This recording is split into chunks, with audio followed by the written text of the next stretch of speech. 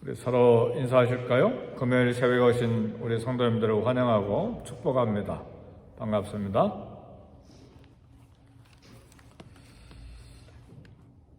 LA 캘리포니아에 물이 부족해서 지금 6월 1일부터 절수해야 된다고 방송에 계속 나옵니다. 지금은 일주일에 2번씩 물 줘도 되는데 6월 1일부터는 아마 일주일에 1번 물 줘야 되지 않을까 그런 생각이 들어요. 올 겨울에 비가 너무 많이 안 왔기 때문에 물이 많이 부족합니다.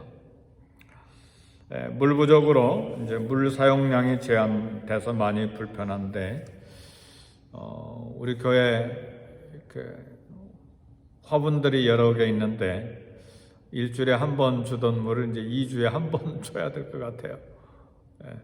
그리고 저희 텃밭에도 고추도 심고 토마토도 심었는데 어떻게 해야 될까 지금 생각 중입니다. 일주일에 1번 물 주면 좋을 것 같은데 물 사용이 제한되면 우리에게 고통이죠. 그렇죠? 네, 오늘 사무엘상 3장 1절에 보면 아이 사무엘이 엘리 앞에서 여호와를 섬길 때에는 여호와의 말씀이 희귀하여 이상이 흔히 보이지 않았더라 그랬습니다. 엘리 제사장 시대 때에 말씀에 가뭄이 있었다는 말입니다. 말씀이 희귀했다는 말이에요. 말씀을 잘 듣지도 못하고 하나님의 이상, 하나님의 환상, 구약시대 때는 이 성경이 없었기 때문에 하나님의 환상으로 말씀하시고 이상 중에 꿈으로 말씀하시고 또 음성으로 말씀해 주셔야 되는데 이 엘리 제사장 시대 때 하나님 말씀에 희귀함, 가뭄, 그러니까 말씀을 가르칠 것도 없었고 또 가르치지도 않았고 게을러서 이거야말로 오늘 LA 캘리포니아 땅에 가뭄이 심해서 물 사용 제한 또 물 부족으로 인한 고통 그리고 나무들, 채소들, 잔디들 충분히 물을 줘야 되는데 주지 못하니까 이제 노랗게 되거나 또 죽거나 그런 이제 현상이 오는 것처럼 이스라엘 땅에 말씀이 희귀하니까 영적인 이 목마름 그리고 영적인 기근 그리고 영적인 이 은혜의 배고픔 이런 것들이 이제 가득 차게 됐고 그 결과로 뭡니까? 백성들이 모두 다 우상 섬기는데 자기 마음대로 살아가는데 이제 용감해진 것이죠. 그러면 결국은 이스라엘은 영적으로 망하게 되는 것입니다. 이 시대에 그런데 이 팬데믹 이 시대에 말씀의 홍수가 사실은 주어졌어요. 왜냐하면 교회에 오지 못하는 대신에 인터넷을 통해서 유튜브를 통해서 말씀이 얼마나 많이 이렇게 전달됐는지 몰라요. 주일날 설교, 새벽 설교, 인터넷 유튜브를 통해서 많이 전해졌는데 그러나 말씀을 다 듣고 있는가? 아니올시다예요. 예배를 드리고 있는가? 아닙니다예요. 처음에는 경건하게 이렇게 옷도 입고 그렇죠? 정식으로 하나님 앞에 잘 앉아서 함께 찬송하고 함께 기도하고 함께 말씀 들었는데 그런 예배의 자세가 되어 있는가? 그래서 참 하나님 앞에 나와서 함께 성도들과 함께 예배 드리는 것이 중요합니다. 그리고 이제 집이니까 설교를 듣다가도 예배 드리는 것이 아니고 설교 듣는 것이죠. 그렇죠? 그다음 화장실 가고 싶으면 가고, 물 마시고 싶으면 물 마시고, 그러니까 하나님 앞에 정식으로 경건하게 앉아서 예배 드리는 그런 신실한 분들이 있어요.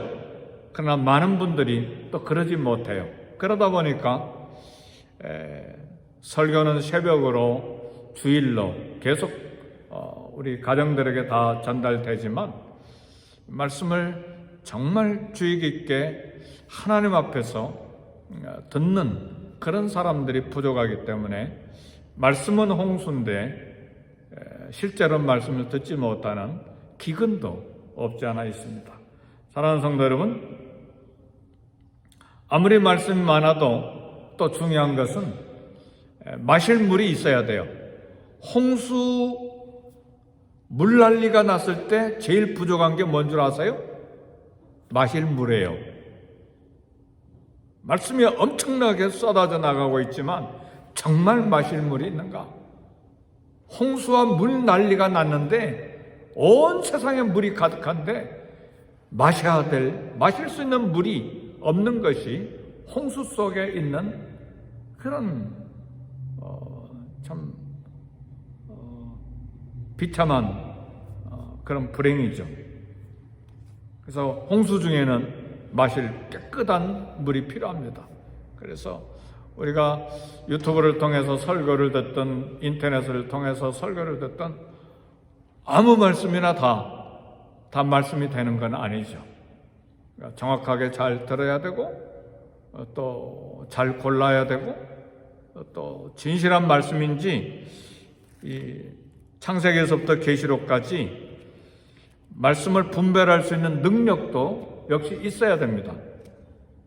그렇지 않고 여호와 증인에서 전하는 말씀, 신천지에서 전하는 말씀, 이단들이 전하는 말씀, 또 천주교에서 전하는 말씀 얼마나 많아요. 그런데 하나님 말씀이니까 다 말씀인가? 잘못 들었다가는 거기도 문제가 심각해지는 것이죠.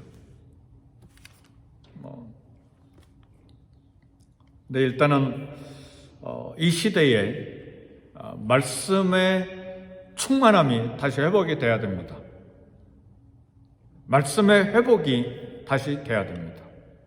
오늘 사무엘상에서는 엘리 제사장 시대 때에 여호와의 말씀이 희귀하고 이상이 흔히 보이지 아니하는 시대인데 엘리 제사장 사역자의 문제가 심각하게 있었어요.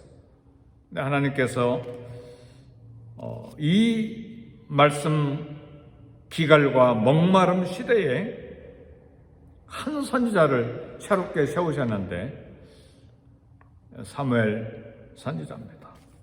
첫 번째는 여호와의 말씀을 듣는 것이 중요합니다. 말씀을 듣지 아니하면 절망입니다. 이 절망의 원인은 말씀을 무시하고 순종하지 않기 때문에 그래요. 하나님의 말씀은 성경에서 이야기하기를 말씀은 살았고 운동력이 있다 그랬어요. 살았고 운동력이 있기 때문에 혼과 관절과 골수를 찔러 쪼개기까지 한다 그 말이죠. 그래서 말씀을 하나님의 음성으로 들을 때에 그 말씀이 내 영혼을 수술해 준다 그 말이죠. 잘못된 거 수술하고 잘못된 거 치료하고 다시 회복시켜 주시는 그런 역사를 일으키는 생명의 말씀이에요. 우리 몸 어디에 이상한 거 있으면 수술해서 잘라내야 되잖아요. 혼과 관절과 골수를 찔러서 쪼갠다는 말은 말씀이 우리를 수술해 주신다 그 말이에요.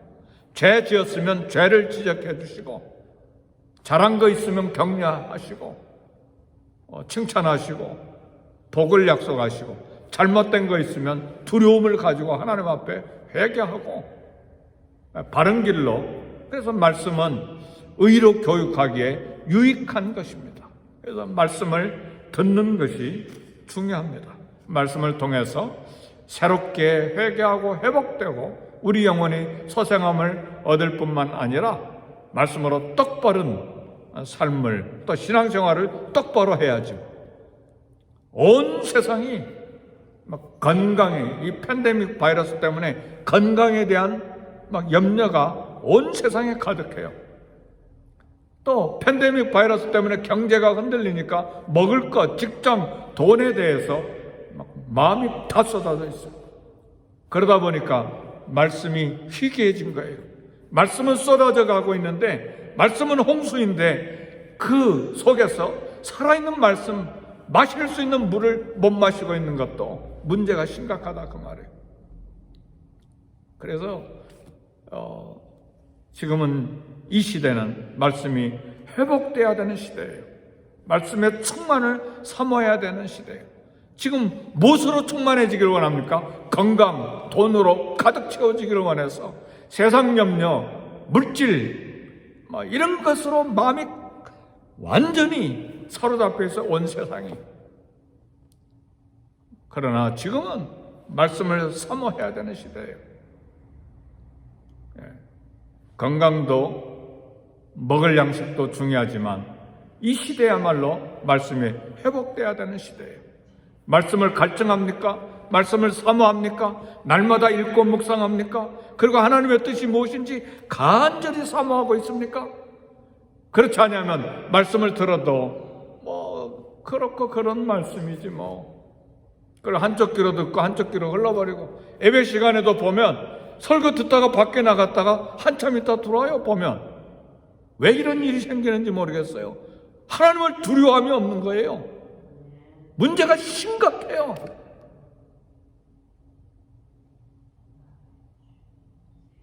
하나님 그 영혼을 어떻게 하시겠어요? 설교를 준비하다가 목회자에게 문제가 심각하구나. 이게 모두 다 목회자의 책임이거든요.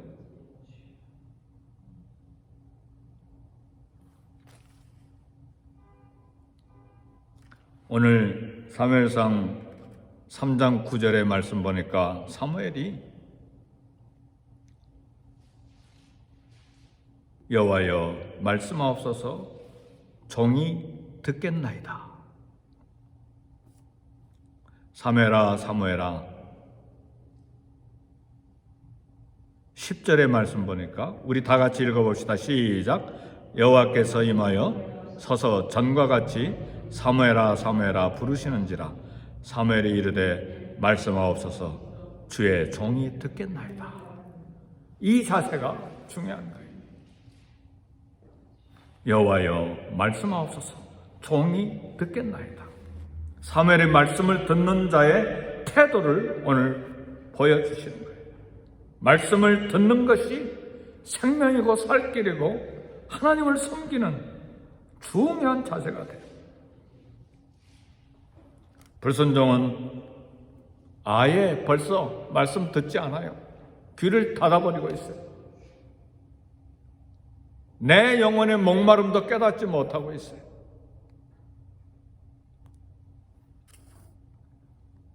불순종은 여호와를 대적하는 거예요. 한쪽은 말씀 때문에 마음 졸이면서 주의 음성을 듣고 있는데 한쪽은 말씀을 거부하고 있어요. 무슨 현상입니까? 말씀이 희귀한 영혼들이죠. 이스라엘 초대왕 사울의 죽음은 말씀 듣지 않고 불순종한 거예요. 엘리 제사장 가문이 다 멸망한 것은 말씀 듣지 않고 불순종했기 때문에 엘리 제사장 그리고 그 아들들 며느리 다 죽은 거예요. 하나님 말씀을 두려워할 줄 몰라요. 하나님 말씀을 듣는 귀가 없어요.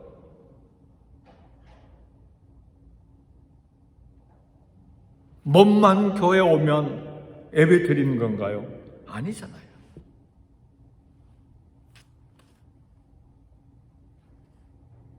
사랑하는 성도 여러분, 그러나 사무엘은 말씀을 들었어요. 여호와여 말씀하옵소서 종이 듣겠나이다.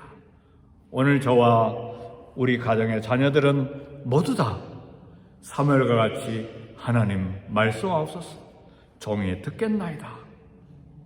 이런 은혜와 겸손이 있기를 주의 이름으로 축복합니다. 그 영혼이 살아있는 거예요.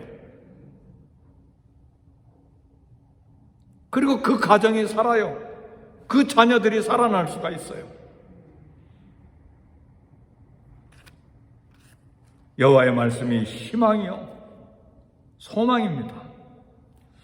선자를 통해서 주시는 말씀, 백성들의 생명의 양식이요 삶의 희망입니다. 가나안 백성들의 가증한 행위를 본받지 말고 선지자의 말을 들으라. 이게 축복의 말씀이에요. 가슴은 찔리죠. 말씀 앞에 내 영적인 상태가 드러나니까 부끄럽고 수치죠. 그러나 그것이 생명이에요. 그것이 살 길이에요. 그러니까 말씀을 들어야 돼요. 그리고 목회자와 설교자는 그 말씀, 우리 성도들이 오늘 또 이 말씀 하면 싫어하겠다 하고 그냥 뱀이 담을 넘어가듯이 지나가 버리면 그 백성 죽는 거예요. 들으라. 그것이 살 길이다. 그 말씀을 선포해야 듣든지 아니 듣든지 듣는 자는 살아나리라. 아멘 할렐루야. 듣는 자는 살게 돼 있는 거예요. 듣지 않는 자는 결국은 그 영혼이 죽는 것이죠. 그래서 목회자는 미움을 받든 쫓겨나든 말씀을 선포해야 돼요. 왜요? 맡겨진 그 영혼들이 10명이든 20명이든 온 미국 땅을 다 향해서 살려내라는 사명 주신 게 아니거든요. 주신 양들이 있어요. 그 양들에 대해서는 책임을 져야 되잖아요. 그러니까 목회자를 위해서 기도해야 돼요. 하나님, 내 귀에 맞는 위로하는 말씀만 주시지 마시고 생명의 말씀을 바로 선포하는 목회자가 되게 해주세요. 그렇게 기도해야 돼요. 목회자가 쫄지 말게 해주세요. 담대하게 선포하게 해주세요. 목회자가 자기 먹을 양식 때문에 쫄고 말씀 구렁이 담는 듯 넘어가지 않게 하시고 선포하게 해주세요. 그렇게 기도해야 돼요. 목회자를 위해서. 그래야 그 교회가 살아요. 그래야 맡겨진 10명, 20명, 40명 그 교회, 그 양들이 살아나요. 그리고 한 명이 살아날 때 그 교회도 살아납니다. 우리 하나님은, 우리 예수님은 수십만 명을 가지고 전 세계 복음화를 명령하지 않았어요. 이스라엘에 연약한 자 12명만을 선택하시고 세상을 맡기고 하늘에 가셨어요. 이게 예수님의 방법이었어요.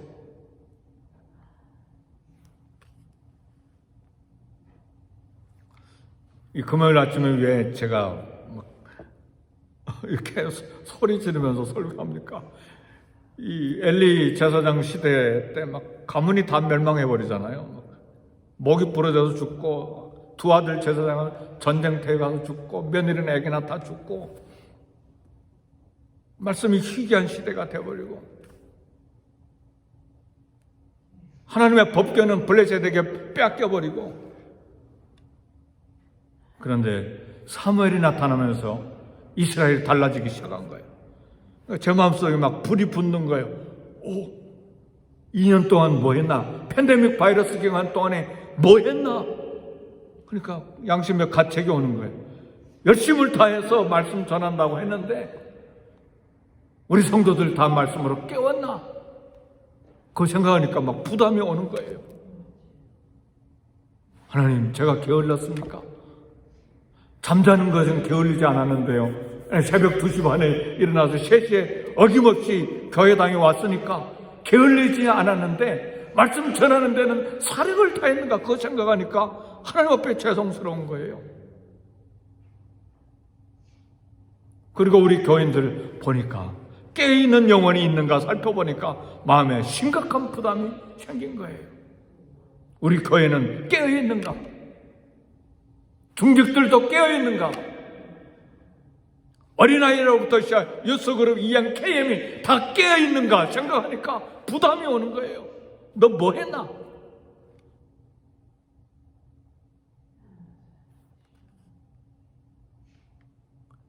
말씀 사무엘을 통해서 선포될 때 이 말씀이 백성들에게 어둠을 비추는 태양이 됐어요. 하나님의 말씀이 사무엘을 통해서 축복으로 주어졌을 때 말씀 충만한 시대가 되기 시작했어요. 그래서 사무엘은 온 땅에 돌아다니면서 말씀을 선포하기 시작했어요.